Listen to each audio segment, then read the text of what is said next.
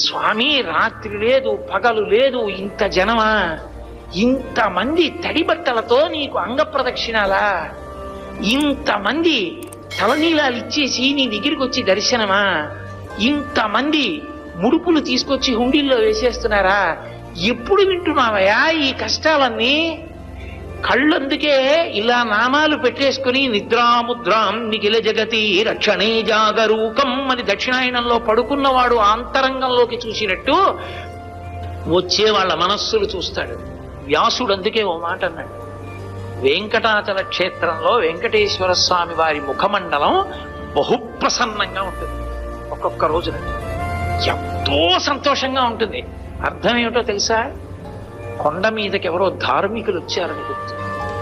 ధర్మమునందు విశేషమైన అనురక్తి ఉన్న వాళ్ళు కొండ మీదకి వచ్చారనుకోండి, ఆ రోజు మురిసిపోతాట, రే ఒక్కడు వచ్చాడు రా